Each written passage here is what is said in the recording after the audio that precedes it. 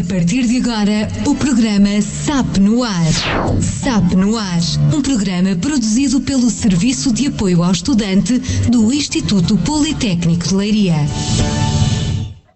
Bem-vindos ao SAP no Ar, um programa do Serviço de Apoio ao Estudante do Instituto Politécnico de Leiria.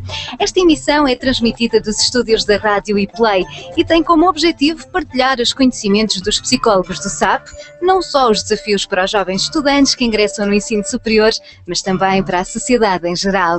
Os temas abordados estão além do universo académico e, em muitos casos, podem ser uma mais-valia para a família e ouvintes. Em estúdio está a coordenadora do Serviço de Apoio ao Estudante, doutora Graça Seco, e os psicólogos Luís Filipe e Ana Patrícia Pereira. Reportagens a cargo de Liliana Almas, aluna de Comunicação Social e Educação Multimédia, e eu sou a Adriana Diniz. Caso queira participar neste programa, pode fazê-lo através da sua rádio ou então visite o nosso canal do YouTube em youtube.com/Rádio iPlay. Viver é mudar, mudanças que acontecem ao longo da nossa vida. Liliana Almas foi para a rua e recolheu alguns testemunhos de transições de vida.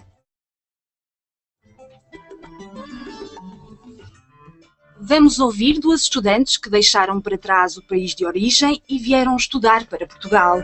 Irina Voroniak é ucraniana, está no nosso país há 7 anos. Já a Karina Sartori deixou o Brasil para frequentar o programa Erasmus no Instituto Politécnico de Leiria e dizem-nos agora como foi a transição de vida para estudar. As maiores dificuldades foi realmente a língua, porque eu não conhecia português, e a falta de apoios e indicações, principalmente da escola. Comecei a utilizar inglês para comunicar com as pessoas, normalmente percebiam-me, porque a maioria conhece inglês, mas também muitas pessoas recusavam-se porque não lhes apetecia ou entender ou responder, ou ambas as coisas. Entretanto, comecei a aprender português, portanto, a partir daí começou a ser muito mais fácil. Comparando as aulas com as aulas que eu tinha no Brasil, são bem parecidas. A maneira dos professores explicarem as matérias, os conteúdos. O que a gente tem de diferente, às vezes, assim, é a forma como vocês acolhem as pessoas. A gente foi muito bem acolhido aqui. A residência, por exemplo, a gente mora aqui nas residências do IPL, a gente faz a nossa própria comida, vai no mercado. Isso é diferente de quando a gente estava em casa, que tinha a mãe ou o pai que estavam por perto e podiam ajudar a gente nesses pontos, assim. Agora aqui a gente tem que fazer tudo. Eu mantenho contato com a minha família todo dia, por Skype, MSN, a gente consegue se ver, conversar, e isso ameniza também muito e ajuda pra gente poder continuar aqui nessa experiência que é maravilhosa. Um intercâmbio, um programa de Erasmus é uma coisa que quem tiver oportunidade com certeza deve fazer. Testemunhos de transição de vida para estudar. Viver é mudar. Mudanças que acontecem ao longo da nossa vida. Ora viva, aqui estamos com muito gosto e começaríamos se calhar por comentar estes testemunhos. Tratam-se neste caso de mudanças grandes de local de residência que em si configuram uma transição. Trata-se de uma transição que provavelmente foi planeada, foi pensada, mas nem sempre as transições da nossa vida e ao longo da nossa vida são previsíveis. Vivemos com frequência transições imprevisíveis. Porém, admitindo que quer no caso da Irina, quer no caso da Karina, estas transições foram pensadas e foram planeadas, elas trazem consigo o confronto com muitas exigências e muitos desafios que as próprias testemunharam. No caso da Irina, a questão da língua, a questão das diferenças culturais, e no caso da Karina, com a proximidade da língua, mas também com as diferenças que identificou, a separação da família, as novas rotinas, etc. Portanto, ao longo da nossa vida, de facto, nós confrontamos com muitas transições que variam no seu tipo, variam no seu impacto e variam no seu contexto. Portanto, temos transições previsíveis, outras imprevisíveis, temos transições que marcam e nos exigem mudanças comportamentais a cada um de nós, mas a todos os que vivem connosco, e as transições têm diferentes impactos conforme também nós próprios ativamos os recursos de que dispomos.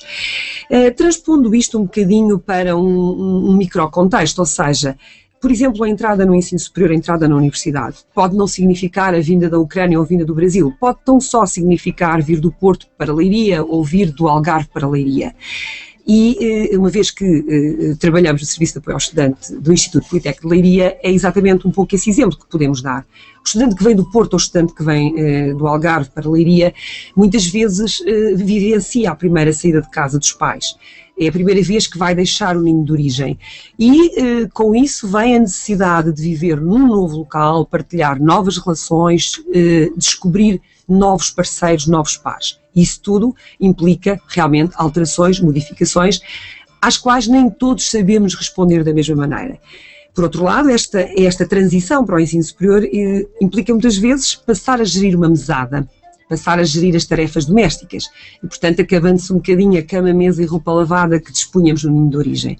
E, portanto, isto mais uma vez vai apelar à necessidade de gerir impactos, de gerir estas mudanças. E, portanto, qualquer transição, e são muitas as que vivemos ao longo da nossa vida, e era neste ponto que nós gostávamos de insistir, qualquer transição implica o confronto com desafios e exigências.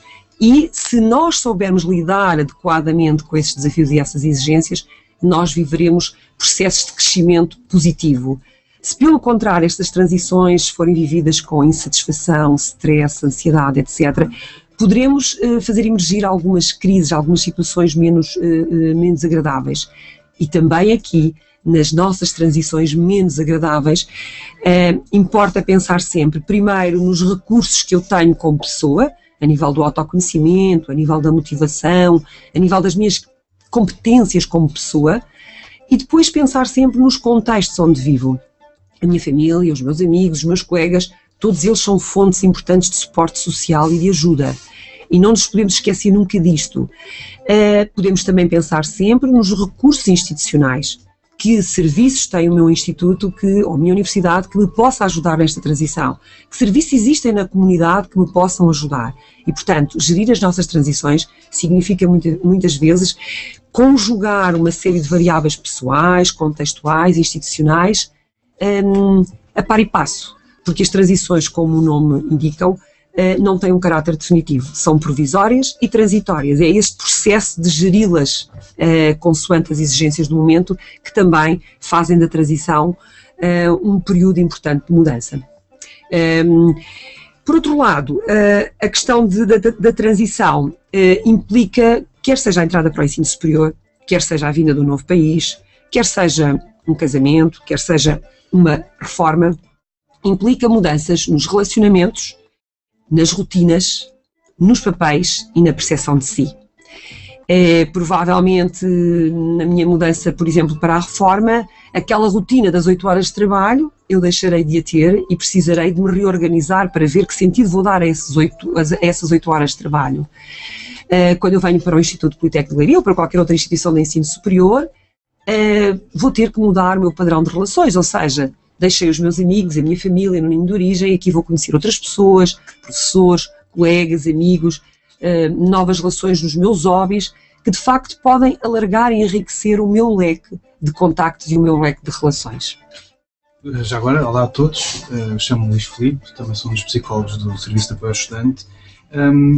E aqui, quando nós falamos de transição, portanto, há todo este conjunto de aspectos que já foram referidos anteriormente, mas se calhar podemos também abordar, se calhar mais especificamente, algum deles. Em termos psicológicos, tudo o que seja uma transição tem não só um impacto importante na vida da pessoa, mas no contexto onde a pessoa se insere, mas também nas pessoas que envolvem essa pessoa. E se calhar tudo isto conta para ajudar à mudança, ajudar a própria pessoa a mudar, a integrar-se no novo local, mas também ajuda as pessoas também a suportarem, a dar um suporte um bocadinho externo. Do ponto de vista individual da pessoa, há certas coisas que mudam. Há sempre aqui uma oportunidade de crescimento e desenvolvimento, não é? O facto de mudar e o facto de ser uma nova oportunidade vai também trazer novos desafios, como aqui os meus colegas já estavam a dizer. E esses novos desafios vão obrigar-me a crescer, a pensar em ter rotinas diferentes, a terem essa exigência de uma rotina diferente. Como isto também vai trazer, por exemplo, quando eu estou no ensino superior, eu estou também numa etapa de desenvolvimento jovem-adulto, uma etapa diferente. Estou também a crescer, a amadurecer e vou ter uma perspectiva sobre a realidade diferente. Mudar é crescer Exato. Não há crescimento sem mudança e também não há mudança sem crescimento, já agora. Portanto, isto faz lembrar aquilo que foi dito, que o viver é mudar e também mudar é viver. Não há vida sem mudanças, não há vida sem transições e agora nós temos duas opções. Ou fazemos estas transições de uma forma positiva, no sentido do crescimento, ou, pura e simplesmente, não nos adaptamos à mudança, não nos adaptamos à transição e, portanto, como tal, não mudamos. Em qualquer contexto da nossa vida, em qualquer idade da nossa vida e em qualquer mudança. Acho que aqui existe um conceito-chave para nós fazermos estas transições de uma forma positiva, que é aquilo que nós chamamos o autoconhecimento. Nós sabermos quem somos, quais são as nossas características, de que forma é que nós respondemos melhor às diferentes situações, o que é que funciona melhor comigo e o que é que não funciona nada comigo. Devemos ter estes cuidados, fazer este exercício de saber quem é que eu sou, de que é que eu gosto, quais são os meus limites, o que é que eu quero para mim e para a minha vida. As minhas aptidões, aquilo que eu sou capaz de fazer. Nos comentários que nós tivemos a ouvir da Irina, que vem da Ucrânia, e a Karina, que veio do Brasil. E que elas, pelo seu testemunho, a transição não foi assim tão complicada quanto isso para elas, conseguiram se adaptar, mas também só o conseguiram porque elas próprias mostraram-se disponíveis para mudar. As mudanças são sempre, eu vou dizer assim, isto um bocado, qualquer mudança é sempre terrível, à partida. É sempre difícil inicialmente. É sempre difícil porque provoca alguma ansiedade, provoca algumas dúvidas, é normal e é bom que assim seja, porque também se nós não tivermos ansiedade, não melhoramos. Se não tivermos dúvidas, também não nos corrigimos. Provoca a saída da minha zona de conforto, não é? Provoca o facto de eu deixar de estar nas minhas rotinas que eu conheço e que sei exatamente o que é que vai acontecer e passei por um contexto, eu não sei o que é que vai acontecer. Tomo um pequeno almoço às 8h30, depois vou trabalhar vou sempre àquele café beber café com os meus amigos. E agora e estão lá sempre os mesmos, não é? Sempre a mesma malta e tal. Onde é que eu vou fazer as minhas compras? Onde é que eu vou tirar fotocópias? Com quem é que eu vou conversar? O que é que eu posso dizer? Ou se, por exemplo, no meu ninho de origem, no meu local de origem, por exemplo, tinha um hobby, um desporto, uma atividade de lazer que praticava regularmente com aquele grupo, deverei tentar reorganizar no sentido de, no local onde agora estudo ou trabalho, poder assumir um hobby semelhante. E ainda em relação ao autoconhecimento, dizer que realmente os nossos recursos pessoais, as nossas estratégias, os nossos recursos pessoais que nós construímos ao longo da nossa vida, no suporte que a família nos proporciona, a escola, os amigos, os colegas, etc., esse processo de autoconhecimento permite-nos perceber como é que lidamos com a ansiedade, como é que são os nossos padrões de sono, como é que nós nos vemos globalmente em termos como pessoas, a nossa percepção, o nosso autoconceito, os nossos níveis de confiança, os nossos níveis de motivação. Sou uma pessoa que me entrego às coisas mais pelo prazer que me dão, pela gratificação intrínseca que me dão, ou sou uma pessoa que precisa sempre de ser recompensada com a cenourinha, com alguma coisa externa, com e o portanto, docinho, né? exatamente, com o docinho, e portanto isto são recursos internos que variam muito de pessoa para pessoa, porque por detrás de todas estas competências estão diferentes histórias de vida e que de facto são refletir no meu autoconhecimento, na forma como eu me vejo. Cada pessoa muda à sua maneira. E acho que isso é importante quando nós falamos em transição. Nós não podemos esperar que toda a gente mude da mesma maneira. E daí temos a falar muito na parte individual, no autoconhecimento, nas competências pessoais. Há pessoas que mudam muito mais facilmente, há outras pessoas que mudam de uma forma mais difícil, mais complicada. Também devo dizer que qualquer pessoa pode sempre pedir ajuda às outras pessoas ou aos seus recursos. É fundamental. Isso é fundamental, porque o suporte social, aquela percepção que todos nós temos de que dispomos de uma rede de amigos e de familiar, não precisa de ser uma rede muito ampla. Temos é que saber que essa rede existe e que podemos contar com ela para nos encorajar, para nos orientar e também para ser o nosso refúgio. Essa percepção de suporte social é fundamental. E como dizia a Karina, exatamente, ainda por cima essa percepção de suporte social atualmente é muitíssimo potenciada pelas tecnologias, porque o Skype, embora não permita uma relação com a proximidade do cheiro e do toque, mas permite uma proximidade e de facto eu sei que a minha família neste caso está no Brasil, mas está disponível a partir do Skype e eu sei que apesar da distância ela está lá e eu posso contar com ela. E curiosamente, tanto a Irina como a Karina fizeram referência, e agora puxando a brasa à nossa sardinha, não é? Falaram muito bem do Portugal, porque a Irina, que não sabia falar português, veio e toda a gente a acolheu, porque toda a gente percebia qualquer coisa de inglês e toda a gente a ajudou. E devo dizer que a Irina tem excelente português, portanto, isso, nesse aspecto é fantástico. O que também revela uma enorme capacidade de adaptação nesta transição. A competência dela. Exatamente. E a tal disponibilidade que o Luís tinha falado há pouco para mudar e para me integrar, não é? E a Karina também, que falou muito no acolhimento que Portugal sabe fazer às pessoas de fora. Isto lá está, são os recursos externos que também nos permitem ajudar. E nós também temos que pôr a cabeça de fora da carapaça para vermos o que é que existe. Para ver o que está à minha volta, o que é que eu tenho aqui, não é? As pessoas estão disponíveis, não é? Damos o exemplo do nosso instituto, onde existe uma série de recursos e uma série de serviços que estão cá para ajudar na transição e que hoje em dia todas as instituições do ensino superior se preocupam com esta dimensão da transição e que têm recursos disponíveis exatamente para ajudar nessa transição. Ninguém muda sozinho. Exatamente. Aliás, por exemplo, nós no Instituto Politécnico de Leiria é um exemplo, através do Serviço de Apoio ao Estudante, conscientes que estamos no nosso serviço e no nosso instituto da importância destas competências transversais, por exemplo, gestão de tempo, gestão de ansiedade, gestão de conflitos, orientações motivacionais, etc. Tudo isto são competências importantíssimas que nós, enquanto serviço do instituto, ao dispor dos estudantes, tentamos trabalhar com os nossos estudantes. Obviamente, quando eles chegam aqui, já trazem na sua história de vida um conjunto de recursos construídos, porém, é a nossa intenção continuar a promovê-los, porque todas as competências que os estudantes continuarem a trabalhar a este nível serão fundamentais não só para a sua vida pessoal e social, mas sobretudo para a sua entrada no mercado de trabalho. Exatamente. Hoje em dia não há nenhum empregador que olhe só para é licenciado, ponto. E para a nota final de curso. E para a nota final de curso. Isso já não existe. Portanto, as pessoas já não procuram só isso. Procuram a pessoa que tem aquele canudo, procuram... Porque nós trabalhamos a equipa. Qualquer contexto onde nós estamos, por exemplo, trabalhamos a equipa. Portanto, uma pessoa que não saiba estar com outras pessoas não tem competências para o mercado de trabalho.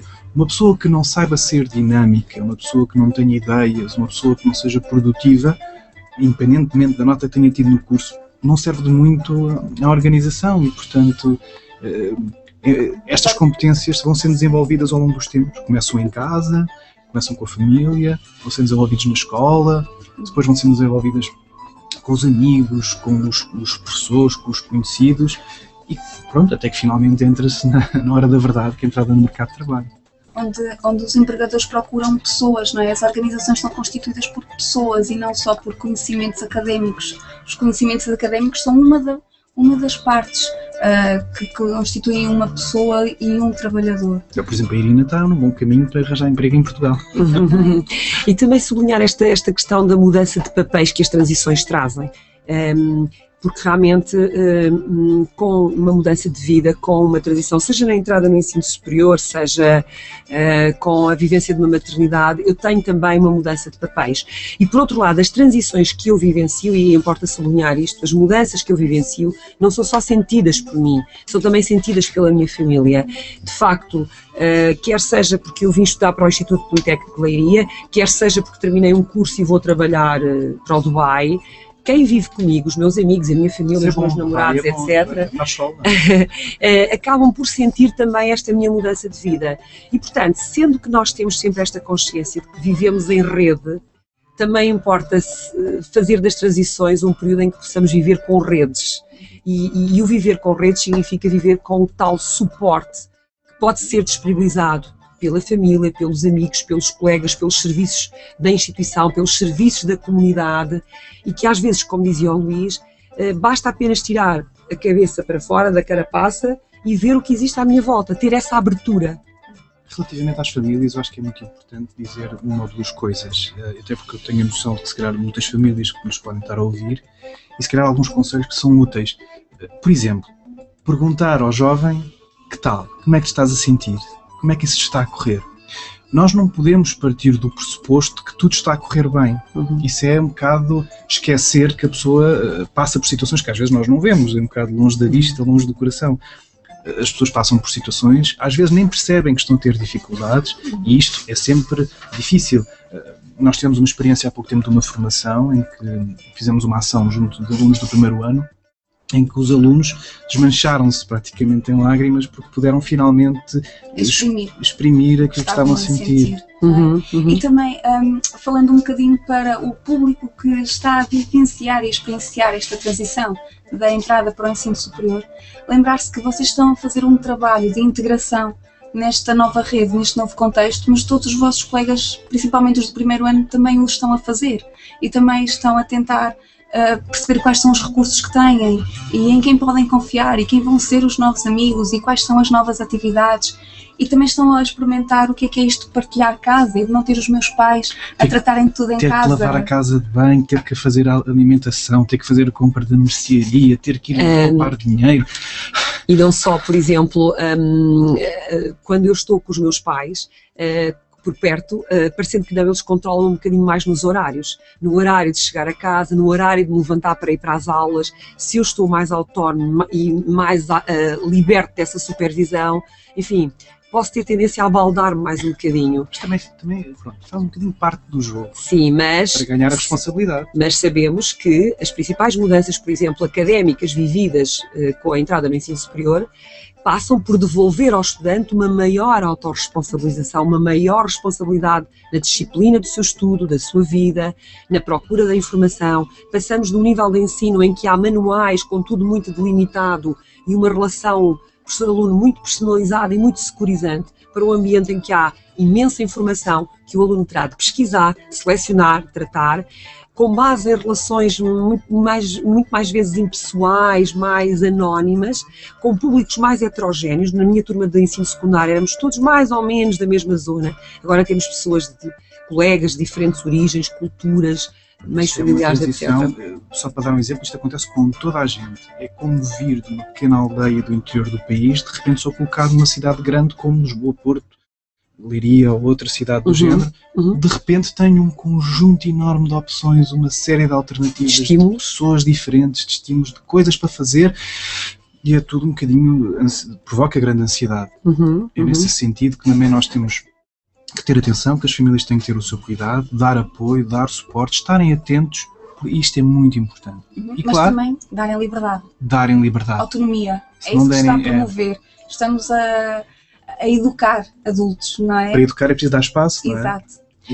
E também é importante alertar para o facto de que, por vezes, as escolhas que os estudantes, que os filhos fazem para a sua opção vocacional são muito desejadas e muito valorizadas pela família. Porém, nem sempre as coisas correm como se esperava quando os estudantes chegam ao ensino superior e, portanto, pode haver alguma decepção, alguma desilusão por parte do jovem, e isso também deve ser compreendido por parte da sua família e apoiado e negociado e discutido. E há sempre coisas que falham, portanto, e isso é importante na transição. Mas já voltaremos a falar isso mais tarde, acho eu, não? Este é o primeiro programa do SAP no ar. O tema de hoje é Viver é Mudar.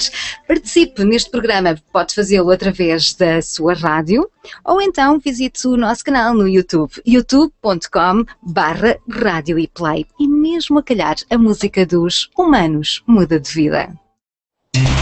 SAP no ar.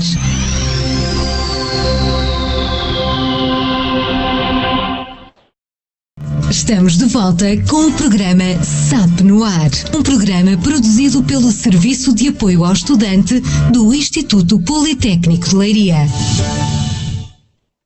E estamos de volta com o SAP no ar. Hoje abordamos o tema Viver é Mudar, que abrange não só o universo académico, mas também toda a sociedade. Continua a participar neste programa através da sua rádio ou então no nosso canal do YouTube em youtube.com/radioeplay, youtube.com/radioeplay. Quando entramos no mundo do trabalho ou ficamos sem emprego, a nossa vida transforma-se. A repórter Liliana Almas foi à descoberta de quem está a viver estas situações. A Diana Paraíso é finalista do curso de Comunicação Social e Educação Multimédia e conta-nos como conseguiu conciliar o trabalho com o estudo. Já Ana Santos está atualmente desempregada e fala-nos das dificuldades que surgiram com esta transição. estava a tirar o curso e ao mesmo tempo tinha de trabalhar num part-time para poder pagar os meus estudos. Ao início não foi nada fácil, tinha de estabelecer prioridades. Ao domingo eu tinha de programar a minha semana toda, porque era ao domingo que eu recebia os meus turnos. Acho que estudar e trabalhar ao mesmo tempo é muito difícil, mas ajuda-nos a ter uma perspectiva do mundo do trabalho. Por mais que não trabalhemos na área, como era o caso, acho que fiquei com algum conhecimento de como é trabalhar numa empresa, como é os horários, como é que é a gestão de tempo, como é que é comunicar com as pessoas e tirar um bom partido disso. Foi complicado porque estou com o meu marido em Angola, as coisas lá também não estão fáceis, o governo lá não deixa mandar grande dinheiro para cá, para Portugal, tenho um filho ainda ao meu encargo e ficar desempregada a receber, pronto, o que o centro de emprego nos dá, é difícil a gente conseguir sobreviver. Tive que cortar com muitas coisas. Por exemplo, eu tinha as revistas que recebia por correio, cortei com essas coisas, comprei a TV por satélite mais barata. O caso, pronto, do meu marido estar fora já está há uns anos, já minimamente já estou assim habituada a estar sozinha com o meu filho, mas é difícil, corta-se no que não nos faz falta e pronto, vamos com aquilo que nos faz falta mais, os bens essenciais, e temos que ir para a frente. Testemunhos de transição de vida para o mundo do trabalho. Viver é mudar. Mudanças que acontecem ao longo da nossa vida. Agora temos que comentar esta parte, não é? Estamos de volta. Estamos de volta e de novo confrontados com outras transições. Quer seja uma transição planeada, no caso da Diana, em que sentiu necessidade de ir trabalhar para pagar as suas propinas, quer seja provavelmente uma transição não planeada, não prevista, a situação de desemprego expressa pela Ana, exatamente. De todo modo, e pegando aqui um bocadinho nas questões lançadas pela Diana Paraíso, de facto, ela diz que desde que começou a trabalhar e a estudar, passou a ter que gerir melhor as prioridades. Como percebemos, também a Ana passou a ter que gerir melhor as prioridades. No caso da Diana, as prioridades do tempo. No caso da Ana, provavelmente as prioridades dos gastos, as prioridades financeiras. De facto, conjugar, por exemplo, a vida de trabalho com a vida de estudo não é uma transição fácil. Assistimos nos últimos anos a um número crescente de pessoas que voltam a estudar, neste caso foi para pagar as propinas, mas não necessariamente para pagar as propinas. Portanto, com as mudanças contextuais que vivemos e com o fim do mito do emprego para toda a vida e o fim do mito de tudo previsível, tudo estável, da estabilidade da carreira, cada vez mais as pessoas se veem num contexto de trabalho. A vida mudou muito nos últimos anos, não é? Nomeadamente em Portugal e no contexto, principalmente até no contexto que estamos a viver atualmente. Mas a carreira, o trabalho mudou. Antigamente havia aquele trabalho muito de aquilo que eu começo a fazer com 20 anos ou 15 anos, até, mas aquilo que eu começo a fazer. Até à reforma. Faço até a reforma e além disso. Hoje em dia, os jovens, principalmente os jovens que se deparam cada vez mais com isto, mas também já a gente mais velha, deparam-se com uma carreira que eu hoje estou aqui e não sei se vou estar aqui daqui a 5 anos, daqui a 10 anos. Até posso estar estável, mas surgem outras oportunidades.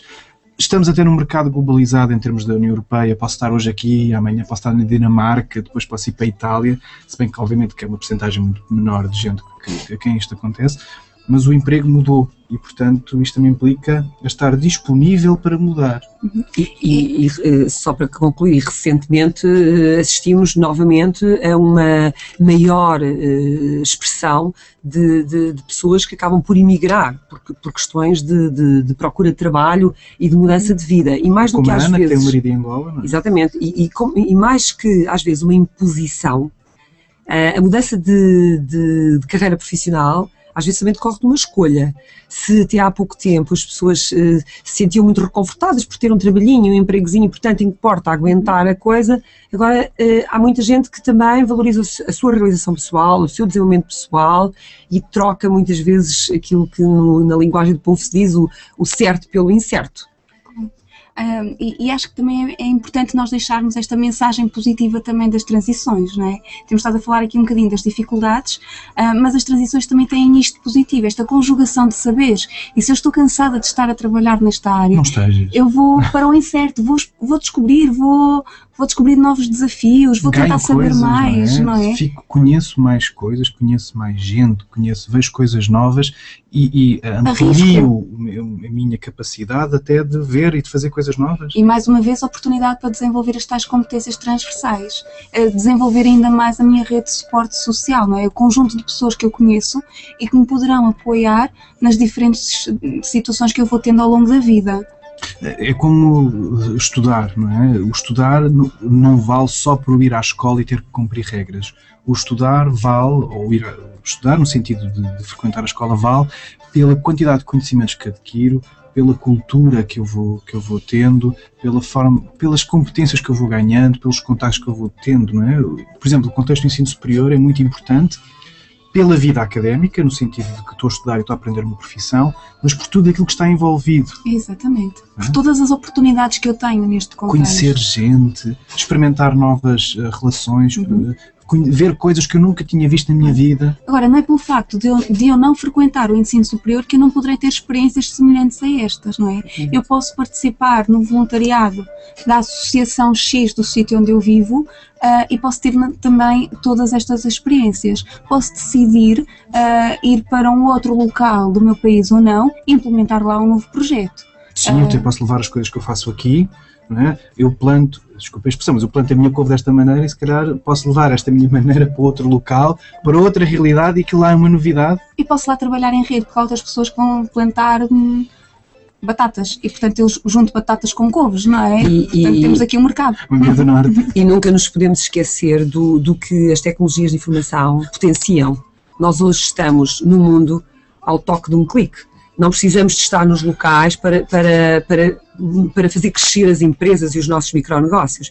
Também dizer que, por exemplo, os nossos adultos, os adultos que, por exemplo, voltam a estudar, de uma maneira geral procuram no estudo uma valorização pessoal e, por vezes, uma certificação profissional. E chegar àquele sonho de um dia eu quero ir até à universidade tirar um curso. Por exemplo, ou um curso profissional, exato, mas só sublinhar o seguinte, normalmente isso é vivido como uma transição que no início tem alguns espinhos, porque se trata de um adulto que com frequência tem compromissos familiares, parentais, portanto tem filhos a seu cargo e muitas vezes pais a seu cargo, tem uma vida profissional exigente com horários para cumprir, etc. E, portanto, acaba por ter que se reorganizar em termos da gestão do tempo, da gestão das prioridades, com tudo o que isso implica em termos de ativação de recursos. E o mesmo acontece em situação de desemprego. É muito importante. Já agora, hoje estamos a traçar, ainda hoje vi nas notícias que diminui ligeiramente o desemprego em Portugal. É importante que diminua ainda mais e o desemprego só diminui se nós formos proativos. Claro, se nós ativarmos os nossos recursos. Claro que nem sempre é fácil sair do desemprego, claro que é uma situação muito complicada, não se deseja a ninguém, mas o facto de ficarmos parados não ajuda. Eu ficar em casa triste porque perdi o emprego não me vai ajudar a fazer uma transição positiva para a procura de um novo emprego. Não quer dizer que eu, se for à procura, vou encontrar. Exato. Mas pelo menos se eu for à procura, diminuo a probabilidade de não encontrar. Mas eu costumo brincar e dizer sempre, o emprego não nos vem bater à porta. Eu tenho de ir à procura dele. Nós é que temos que bater à porta do emprego. Exatamente. E às vezes ver uma oportunidade de emprego mesmo quando ela nos parece distante, porque eu posso integrar um grupo de tricô e ir realmente nesse grupo conhecer uma pessoa que até vai precisar de mim, nem que seja em part-time, para lhe dar suporte na sua atividade. Pode esticar a linha. E saber valorizar isso. Sim, e desta pessoa eu vou chegar a outras pessoas que poderão então fazer-me chegar a um trabalho que mais reflete aquilo que eu quero ser e que eu quero fazer. SAP no ar.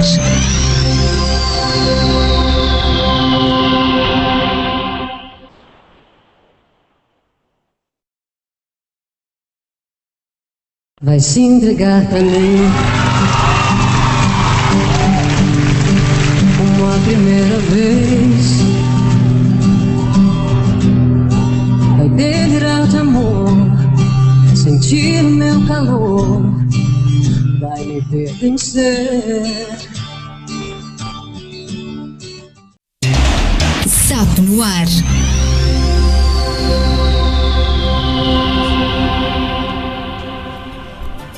Quando surge um novo membro na família, seja uma criança ou o início de uma vida a dois, é inevitável a adaptação à nova realidade. Sílvia Conceição é moçambicana e estuda na Escola Superior de Educação e Ciências Sociais. Recentemente foi mãe e diz-nos o que mudou com a maternidade. Já o Daniel Silva foi pai pela segunda vez, explica-nos como se sente com essa experiência. É uma experiência traumática. Ela exige muito de mim. Todo o meu tempo agora é para ela. A minha filha tem que cuidar dela. Tenho muita paciência com ela. Não só de me estressar à toa. O que eu posso dizer que mudou mesmo foi o fato de eu não poder ir para a escola. Isso me deixa um pouco triste. O fato de eu não poder estudar, de não ter ninguém para deixar com ela. Isso é o que mais mudou, né? É o que me deixa muito triste e acaba comigo. Então, não é o fato de ser mãe, não consigo conciliar quem deixar com ela, né? Ela também é muito pequenina, não pode ir para a creche agora. Só depois de 4 meses. A gente tem que preparar muito bem a responsabilidade de ter um filho, sabemos que é grande. O ser pai é fantástico e acho que Portugal, pelo menos, deviam ajudar mais nesse sentido. A gente pensa que está preparado, mas nunca estamos preparados para a realidade em si, que é a falta de tempo. Falta de tempo, falta de espaço, será a maior dificuldade. Mas depois também temos outros benefícios, não é? Que é o amor e o carinho da família, né? Da constituição de uma família. Testemunhos de transição na família. Viver é mudar. Mudanças que acontecem ao longo da nossa vida. Pois, viver é mudar e mudar é viver, como eu tinha dito há bocadinho. Estes dois testemunhos são muito interessantes porque nos dão aquela perspectiva da mudança dos pais, não é? Eu de repente mudo a minha vida.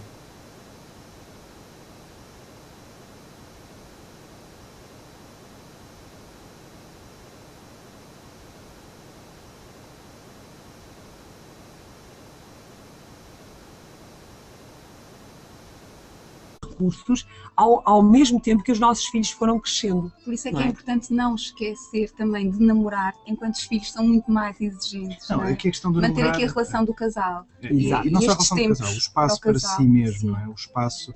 Porque nós também temos que recarregar as nossas baterias, os homens também têm que ir ver um jogo de futebol de vez em quando, as senhoras também têm que ir a conversar com as amigas e beber o chá. Ter os seus hobbies, não é mesmo? As suas atividades extracurriculares de mãe e dona de casa, não é? Nesse sentido. E por outro lado, a questão de uma gestão comum de interesses. Não pode haver só uma gestão de interesses em função dos filhos, tem que haver uma gestão comum de interesses do casal. E isto também remete para a questão da reforma, não é? Portanto, a reforma, que também é uma transição importante na vida, que também deve ser preparada, deve ser antecipada, e não só a reforma pela reforma. Muitas vezes as pessoas pensam, agora vou-me ver livre do trabalho, e não quero saber mais daquilo, e depois não preparam a reforma. E o que é que fazem? Nada. Preparar a reforma, preparem quando estou em idade ativa, idade muito ativa. Começar não é? a planear o que é que eu vou fazer a seguir, com quem é que eu vou estar, que atividades é que eu posso ter interesse. Em que projetos eu gostaria de me envolver, não é? E aqui, mais uma vez, olhar um bocadinho para mim. E antes de nós terminarmos esta questão das transições, acho que gostaria de deixar aqui um apontamento de uma transição também importante. Nós falamos aqui de quando passamos de ser 2 para 3 ou 4, depois de 4 para 2, e quando nós começamos a ser 1 e passamos a ser 2, não é? Quando eu decido viver com alguém ou casar, esta também é uma transição importante e que também exige aqui algumas mudanças. Muitas vezes as coisas não correm bem porque as pessoas não estão disponíveis para ceder. E isto é uma transição prevista, a vida de que casal normalmente é como a política, eu quero. não é? Tem que ser os dois a ceder. Exato. Aliás, eu costumo fazer uma brincadeira que é exatamente com o casamento ou viver a 2. É um bocadinho como os jovens quando antecipam a vinda para o ensino superior, uma grande maioria antecipa isto com grande delírio. Finalmente vou-me ver livre dos meus pais, que seca, não me vão controlar, etc. E em pouco tempo vem o síndrome da saudade exatamente da falta dos pais. Também no casamento há toda aquela idealização da festa, do vestido, etc, etc, da lua de mel. E depois, quando eu regresso, ok, mas há a casa para gerir, as refeições para fazer que antes não era eu que fazia e agora não me apetece fazer, mas ele também não apetece, mas afinal nós só tínhamos namorado e passado os bons momentos e agora isto da vida a 2 tem os seus desafios já mais... não temos tempo para ir só ao cinema, temos de discutir contas, temos de tomar estas decisões em conjunto, não é? Tema muito importante. Só, eu acho que se calhar podemos começar a concluir aqui um bocadinho a questão da transição e só para dizer isto, que qualquer que seja a transição implica mais ou menos os mesmos aspectos gerais. Pois há, claro, que especificidades, mas geralmente, quando nós fazemos uma transição, temos de ter atenção, em primeiro lugar, a nós próprios. Sou capaz de lidar com a mudança ou não? Ok, não serei capaz. Então, ok, se eu não serei capaz, o que é que eu preciso para conseguir mudar? É importante avaliarmos, é importante aceitarmos as nossas diferenças, aceitarmos como somos e lidar com as mudanças de uma forma positiva. Neste sentido, eu não posso não gostar da realidade que tenho. Eu posso não gostar de estar desempregado. Ninguém tem que gostar de estar desempregado.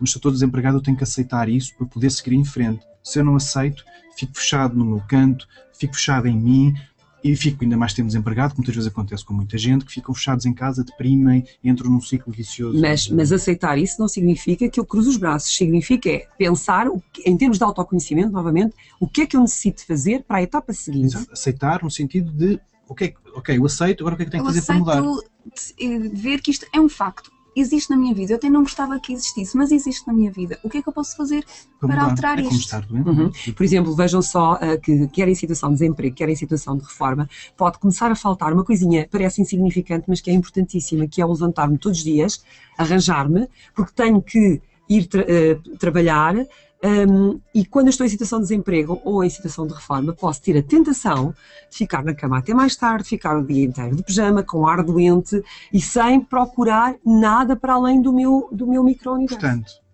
nós e pomos a cabeça de fora e procurar as respostas externas. Para as nossas transições, pensarmos quem é que nós somos, que recursos temos e o que é que eu tenho à minha volta. volta. Onde é que vamos? E, portanto, muito obrigado por nos terem dado atenção.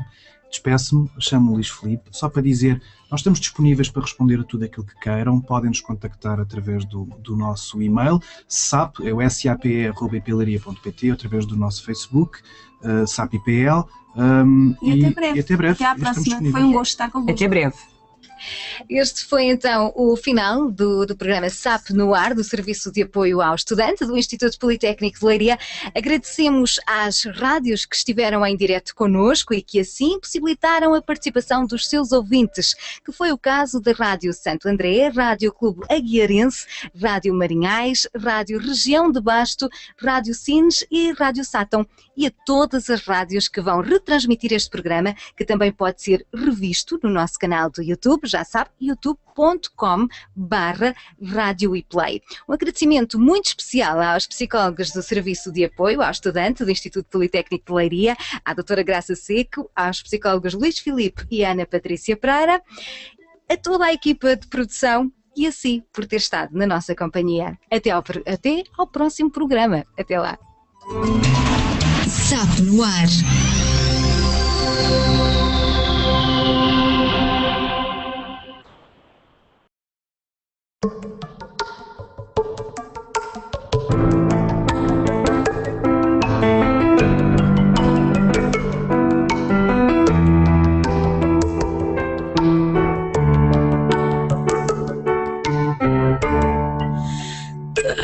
Talvez por não saber falar de cor, imaginei. Talvez por não saber o que será melhor.